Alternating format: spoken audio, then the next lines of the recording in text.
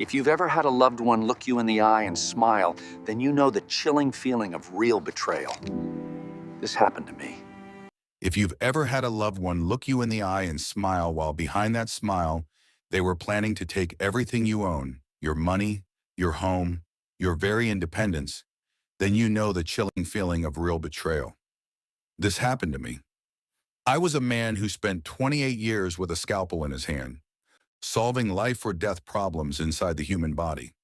Yet the biggest, most painful surgery of my life was the one I had to perform on my own family. I had to cut out the cancer of greed that had grown inside my children, Rebecca and Marcus. They thought they had me fooled. They thought that they had an easy target, an aging father, confused and alone in his big lake house. They were wrong. They were so wrong. What they didn't know was that while they were watching me, I was setting the perfect trap for them. A trap built on years of love, a lifetime of sacrifice, and one tiny, crucial piece of evidence. Stick with me because I'm going to tell you exactly how I defended my life against the two people I raised. It was Christmas Eve, December 24th, 2023. The snow was falling soft and quiet outside my lake house in Minnesota. Inside, the stone fireplace was working hard, throwing off that warm, comforting crackle. The shadows were dancing on the dining room walls, and for a moment, everything felt exactly as it should. Everything felt perfect. I'd spent 3 long days getting ready, 3 days of cooking and cleaning, trying to make the house feel like it did when Martha, my wife, was still here. She passed 3 years ago, and since then, keeping up the Christmas Eve dinner tradition has been my way of keeping her close. The prime rib was resting under a foil tent, the twice-baked potatoes were staying warm in the oven, and Martha's famous green bean casserole was waiting its turn. Everything was set for 8. Everything was the way she would have wanted it. I was standing in the kitchen, my carving knife in hand. It was a good heavy knife, one I'd used every Christmas for decades. I was running my thumb along the dull edge, thinking I should probably sharpen it after the holidays, when I heard voices drifting in from the living room. It was my daughter, Rebecca, and my son-in-law, Kevin. The fire was crackling, and Nat King Cole was singing quietly into the background, Martha's favorite holiday music. They must have thought these sounds of Christmas were enough to cover their whispers. But they were wrong. You see, 28 years as a vascular surgeon gives you a certain kind of hearing. You get trained to pick up the quietest change in a heart monitor, the slightest catch in a breath, a whisper in a busy operating room. It becomes a habit, a reflex, and that old habit kicked in. Rebecca's voice was low, but every word came through sharp and cold. "Dad's really losing it, Kevin. Did you see him put salt in his coffee this morning?" My son-in-law, Kevin, answered with a low, sneaky laugh. "I noticed, and he called me Kenneth twice yesterday. The man can't even remember my name anymore." I slowly lowered the carving knife onto the butcher block. My hand didn't shake. It was the same steady hand that had guided 3,000 successful surgeries. Salt in my coffee? I hadn't done any such thing. I remember watching Kevin that morning, standing by the counter. I'd seen him, through the reflection in the dark kitchen window glass, dump a pinch of white crystals from the salt shaker into my coffee cup when he thought I wasn't looking. It was a small thing, a ridiculous trick, but it was the proof I needed that something serious was going on. It was a sign, a marker in time. Rebecca kept going, her voice chillingly practical. "The timing is perfect. Dr. Morrison said Dad's at the age where cognitive decline speeds up quickly. We need to act before he does something dangerous, like forgetting to turn off the stove or trying to drive into town when the roads are bad." Then came the question I was dreading. "Your brother on board?" "Marcus agrees. Dad shouldn't be living alone out here. He's a danger to himself." I gripped the cold granite countertop until my knuckles went white. Marcus, my son, the one I put through law school, co-signed loans for, and helped buy his first home. This was him, my boy, deciding I was a problem. Kevin's voice dropped even lower, and this is when the true motive finally showed itself. "And the house?" The lawyer confirmed $820,000 in the current market. The lakefront property alone is worth $600,000. We split it 3 ways after we sell, minus the nursing home deposit. Dad's pension and Social Security will cover the monthly fees at Riverside Manor. I already toured the facility. They have a memory care unit. 3 ways: Rebecca, Marcus, and Kevin. I wasn't dead yet. I wasn't even sick, but they were already dividing up my life, my home, my existence, like an estate sale. I stood there taking slow, deep breaths. This feeling, this awful knot in my gut. It was worse than any stress I'd ever felt in the operating room. In the OR, the enemy was disease, and you knew how to fight it. Here, the enemy was blood. I walked back to the stove and turned up the volume on the Nat King Cole record a little. It was time for dinner. Time for the performance to begin. They came to the table with perfect, bright Christmas smiles. Rebecca kissed my cheek. "It smells amazing, Dad. You've outdone yourself." Marcus pulled out his wife Jennifer's chair. "Just like Mom used to make." Kevin, the man who salted my coffee, raised his wine glass. "To family and to Robert for hosting us another year." I smiled back. I raised my water glass. "To family." And in that moment, I knew I was starting a war. But I also knew I had a tremendous advantage. They thought I was already losing my mind. They saw me as the elderly, frail doctor, but I was still the surgeon, still the man who planned 5 steps ahead. Throughout dinner, I watched them. I really watched them. I wasn't seeing my children. I was seeing suspects. Rebecca kept touching Kevin's hand. Marcus exchanged glances with Jennifer, who looked uncomfortable and barely touched her food. The twins, my beautiful 9-year-old granddaughters, Sophie and Grace, chattered innocently, completely unaware of the poison circling the table. Rebecca's phone buzzed 3 times. Each time she glanced at it, then quickly looked at Kevin. Marcus checked his watch twice while we were eating dessert. They were impatient. They were calculating. They were desperate. I realized their plan wasn't just about inheritance. It was about getting money now because they were in serious trouble. I remembered reading an article not too long ago about billionaire father plays dead to test his greedy children. I wasn't a billionaire and I wasn't playing dead, but I was certainly testing them. I was testing their morality, and they were failing the exam spectacularly. After dessert, I suggested the adults move to the living room for coffee while the twins went upstairs to watch a Christmas movie. As I poured coffee from Martha's silver service, a wedding gift from 42 years ago, I made my first deliberate mistake. It was the first act in my performance. "Kenneth," I said, holding out the cup with cream and sugar. "Cream and sugar?" Kevin looked up sharply, a flicker of pure annoyance in his eyes. "It's Kevin, Robert. We've been over this." I blinked slowly, letting a look of genuine confusion spread across my face. I shook my head, trailing off. "Of course, Kevin. I'm sorry, son. These names. Sometimes. Getting old, I suppose." I saw the look they exchanged, Rebecca and Marcus. It was the look of confirmation, evidence, proof. This was exactly what they wanted to see. The look said, "See? He's getting worse." Rebecca reached for my arm, her voice gentle, too gentle. "It's okay, Dad. It happens to everyone." It was the voice of a warden, not a daughter. That night, after they had all settled into the guest wing bedrooms, I sat in my study, the room where Martha and I had designed the future 30 years ago. It had the antique desk from my father and the bookshelves full of surgical texts and history books. The freezing lake was silent outside my window. I opened my laptop, the one I supposedly barely knew how to use, and continued my research.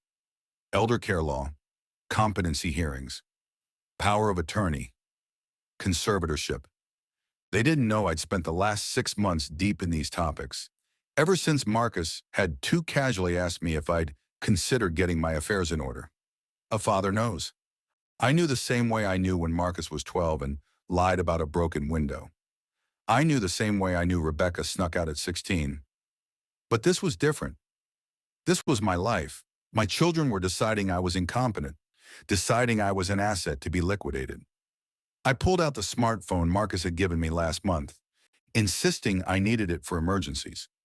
Kevin had been kind enough to help me set it up, which meant he had access to my banking apps, all in the name of security.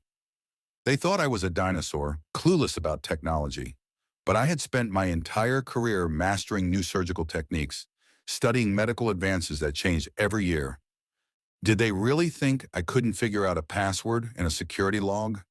I opened the voice recorder app. It had been running, hidden in my shirt pocket, since dinner started on Christmas Eve. It was all there: the salt in the coffee, the valuation of the house, the discussion of the memory care unit. Every word of their betrayal was captured. The next morning, Christmas Day, I continued the performance. I made coffee for everyone. Real coffee this time, no salt. I served it in the living room as the twins opened presents. I played the grandfather role perfectly, but I kept making small, believable mistakes. I called Jennifer, Marcus's wife, Janet, twice. My reading glasses were on top of my head, but I searched for them frantically. I asked Marcus when dinner was, an hour after he had already told me. Small things, simple things. Things a man with early confusion might do.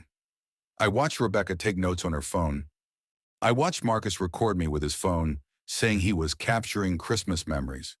I saw the careful framing, the way he zoomed in on my face. This wasn't a memory, it was evidence for court. Later that afternoon, while the others were outside sledding on the big hill behind the house, Jennifer stayed behind. I found her in the kitchen, preparing the Christmas ham. "Robert," she said quietly, closing the kitchen door, "can we talk?" Jennifer, Marcus's wife of 11 years, a kindergarten teacher, a good woman who always sent me birthday cards and called every week just to check in. She was kind. "Of course, dear.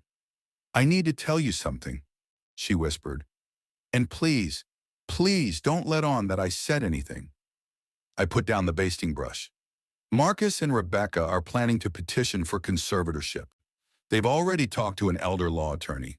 They're going to claim you're not competent to manage your own affairs." I said nothing for a long moment. I just absorbed the words I already knew.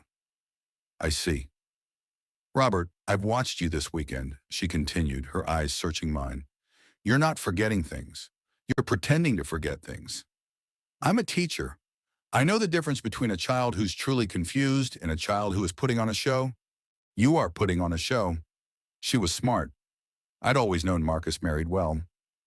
"Why would I pretend, Jennifer? I don't know, but I know my husband, and I know something is very wrong. This whole plan started 6 months ago, right after Rebecca's company downsized her department. She and Kevin are struggling badly with their mortgage.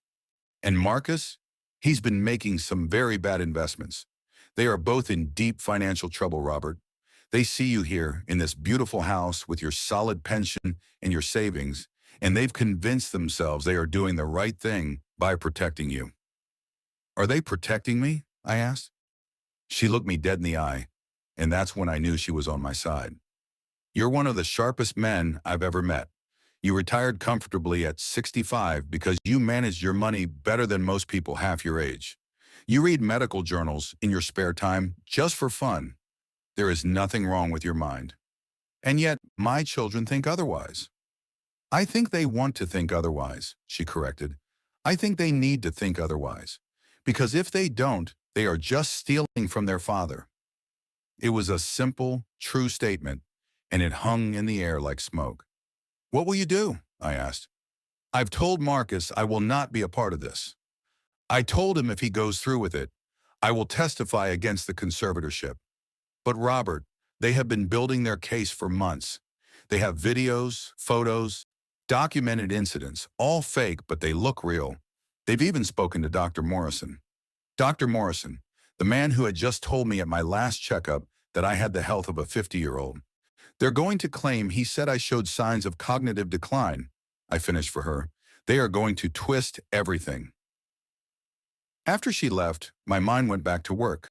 I wasn't carving a turkey anymore. I was preparing for a surgery, a complex, risky, life-changing procedure. Step by step, contingency by contingency. I had to expose them completely. I had to not only save myself, but make sure they couldn't hurt anyone else. The confrontation and the new will. That evening, as we gathered for the second big Christmas dinner, I felt a calm I hadn't expected. The anxiety was gone. replaced by the focus of a surgeon stepping up to the table. Marcus cleared his throat. "Dad," he said, trying to sound formal and concerned, "there's something we need to discuss as a family." I looked up from carving the ham. "Of course, son." Rebecca reached across the table and took my hand. "Dad, we're worried about you living alone out here. At your age, it's just not safe. We think it's time to consider other living arrangements. Somewhere with support staff, medical care, activities." "You want me to sell the house," I said, my voice flat. "We want you to be safe," Marcus corrected quickly. "This house is too much for one person. The maintenance alone, these Minnesota winters." "I've managed fine for 3 years since your mother passed," I stated plainly. I watched Rebecca. Her voice was too patient, too rehearsed. "Dad, you're forgetting things. Important things. We're concerned about your cognitive health." I put the carving knife down one final time. I looked at each of them, Rebecca and Kevin, a united front of greed. Marcus, who couldn't quite meet my eyes. Jennifer, who was the picture of misery. "No, I see," I said. "And you've all discussed this? Made decisions about my life?" "We've consulted with professionals," Marcus said. "Elder care specialists. Dr. Morrison indicated that at your last physical, there were some concerns." "Did he now?" I leaned back in my chair, allowing a flicker of true cold anger to show. "Interesting, since Dr. Morrison gave me a clean bill of health." "Dad, you're not remembering correctly," Rebecca insisted, nodding seriously. "That's exactly what we're talking about. These memory lapses." I stood up slowly and walked to my study. The quiet sound of my footsteps on the hardwood floor seemed loud in the sudden silence. I returned with a large, heavy folder and placed it on the dining room table. I opened it. "This is Dr. Morrison's written report from my physical exam 2 months ago, dated October 15th, 2023. It states, and I quote, 'Patient demonstrates excellent cognitive function. All neurological tests within normal range for age. Mental acuity exceptional.'" I pulled out a second paper. "This is a letter from Dr. Morrison, written at my request last week, confirming my mental competency for all legal purposes." Then came the final, crushing document. "This is a cognitive assessment I took last Monday at the University Hospital. I scored in the top 5% for my age group." I looked directly at Marcus. "Now, son, I want you to explain how that aligns with your claims of cognitive decline." The room was completely silent. Even the twins upstairs seemed quiet. "Dad, we're just trying to help," Rebecca started, her voice now thin and reedy. "Help?" I pulled out my phone, the one they thought they had control over, and set it on the table. "Is that what you call it when you plan to petition for conservatorship? When you tour nursing homes behind my back? When you divide up the proceeds from selling my house before I'm even incompetent enough to justify it?" Rebecca's face was white. "How did you... I may be 68 years old, but I'm not stupid, and I'm certainly not deaf." I pressed play. The sounds of the previous Christmas Eve dinner filled the room. Their voices, every word, every plan, every cold, calculated detail of how they would split my money in my house. Kevin stood up abruptly, his chair scraping the floor. "You recorded us? That's illegal." "Actually," I said, calm and precise, "in Minnesota, it's a one-party consent state. It's perfectly legal to record a conversation in your own home if you are present." I checked with an attorney. A different attorney than the one you consulted, Marcus. I pulled out more papers. "This is the retainer agreement with your attorney, Eleanor Schmidt. I obtained it through discovery when I filed my own preemptive legal action yesterday." I looked at Kevin. "Did you think I wouldn't notice when you accessed my banking information through that phone you gave me? Every login, every transaction you reviewed, it's all logged. That's how banking security works." Marcus was struggling to find a defense. "Dad, you don't understand. We were trying to protect you." "Protect me," I repeated, the word tasting like ash. "Is that what we're calling theft now? Fraud? Elder abuse?" This entire scheme, this entire attempt to control my life was exactly like those stories people talk about. The ones where a parent gets betrayed and ends up crying out, "You cheap, greedy son." Only in my case, it was both children, and it was me saying it quietly with facts and documents, not just tears. I laid out another set of papers. Because that's what the state calls it when family members attempt to gain conservatorship through fraudulent claims of incompetency. I turned my focus to Kevin. The salt in my coffee. Very clever.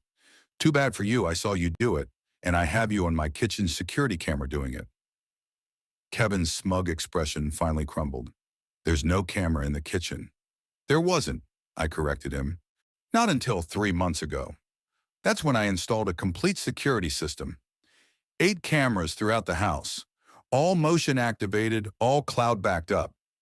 I paused, letting the implications sink in. Would you like to see the footage of you going through my desk?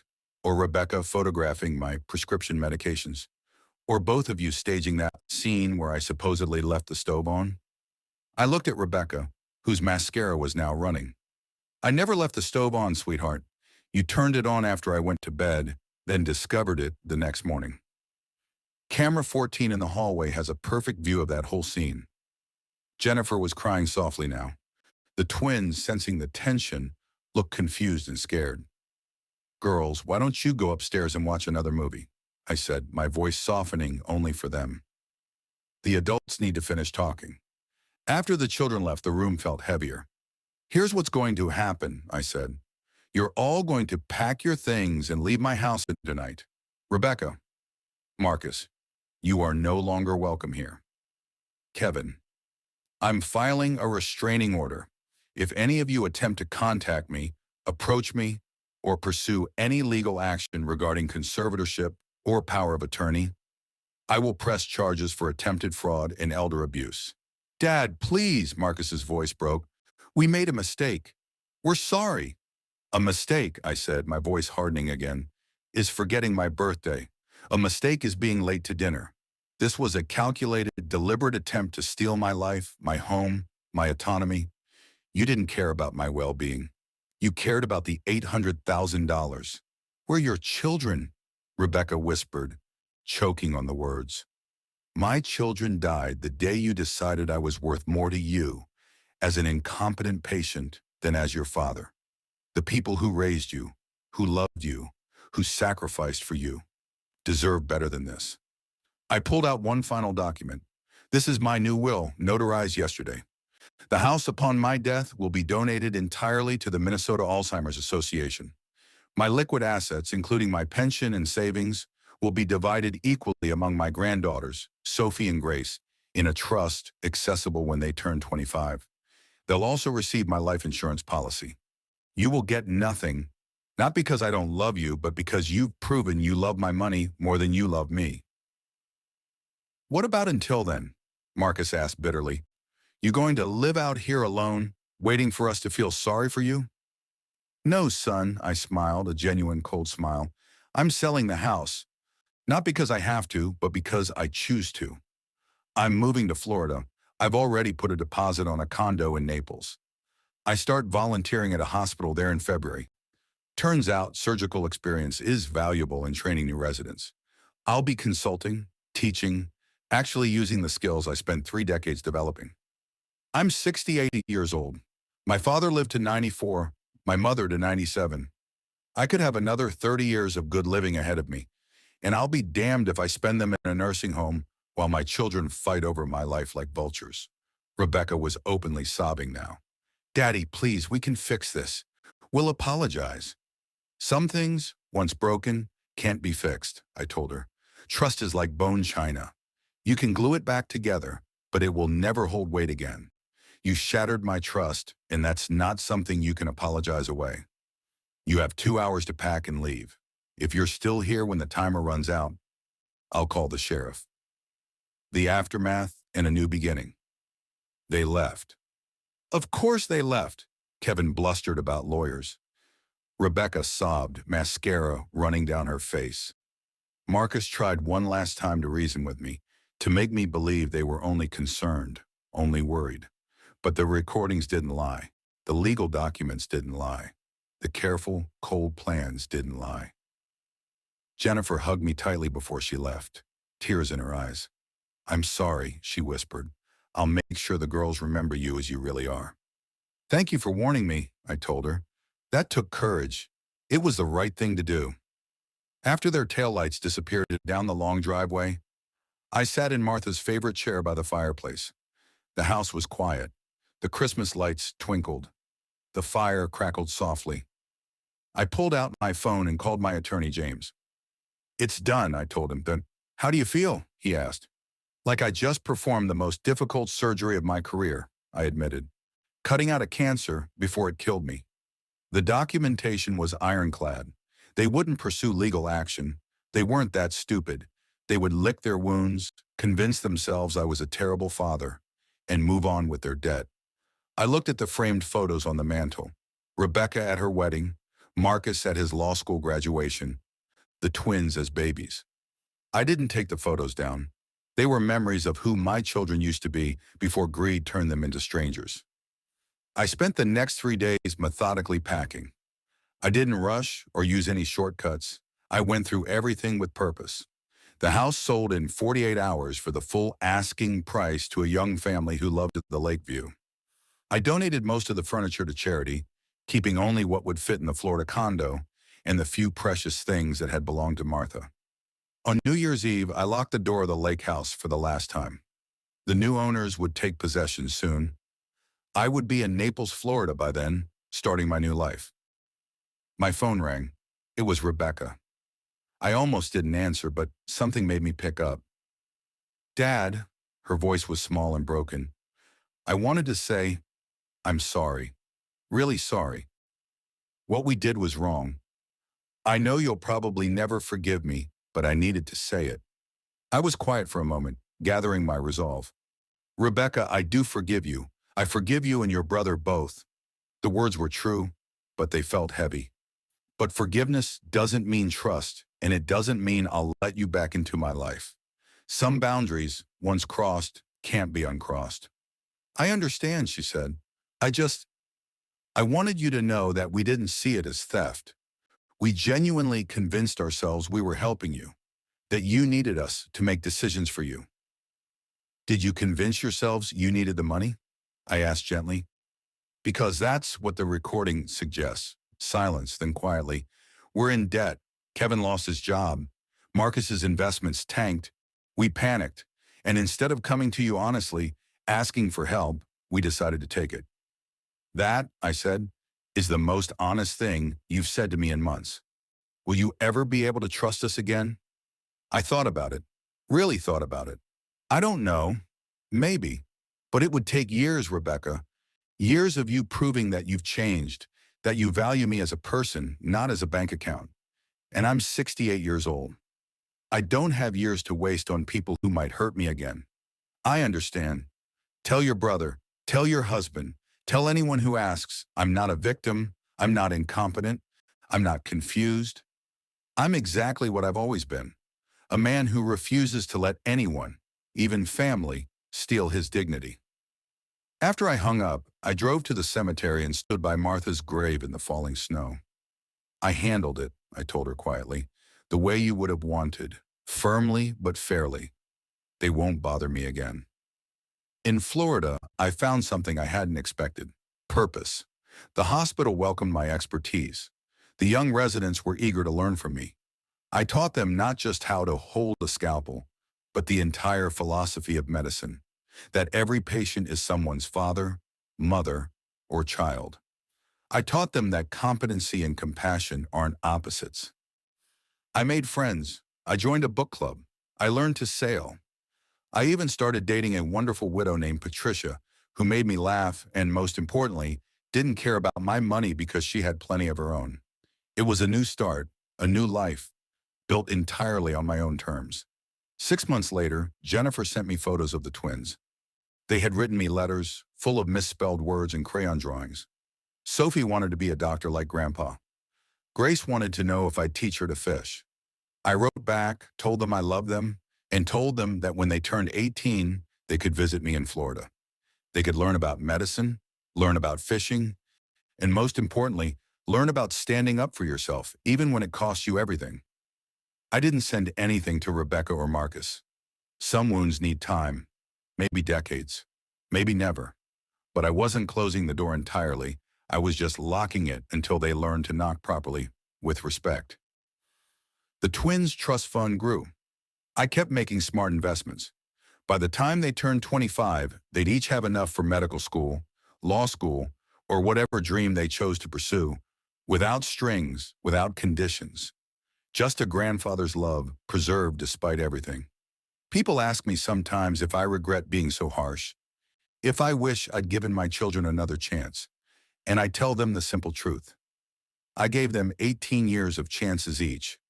I gave them my time, my money, my guidance. I gave them everything a father could give. What I wouldn't give them was my dignity, my autonomy, my final years. Because here is what I learned from all those years of surgery. You can't save every patient. Sometimes, despite your best efforts, the disease wins. But you don't let it take you down too. You fight for what you can save. And sometimes, the only thing you can save is yourself. I'm 70 years old now, still teaching, still learning, still living on my own terms. The house sold for $840,000 after closing costs and legal fees. I donated $700,000 to Alzheimer's research and kept enough to be comfortable, to travel, to enjoy life. Rebecca sent a card on my 70th birthday. A simple message. I think about you every day. I'm trying to be better. I hope you're happy. I wrote back for the first time in 18 months. I am happy. I hope you are too. Keep being better. Maybe someday we'll talk again. Maybe we will. Maybe we won't. But I'll be just fine either way, because the greatest gift you can give yourself isn't money or family or even love. It's the certainty that you're worth defending, even from the people who should have defended you. If my story resonated with you, if you've ever had to stand up for your own dignity, then you understand that some battles are just necessary. If you want more real, unedited stories about life's toughest moments and the simple truths we find on the other side, do me a favor. Take a moment right now and hit that like button. It truly helps this channel.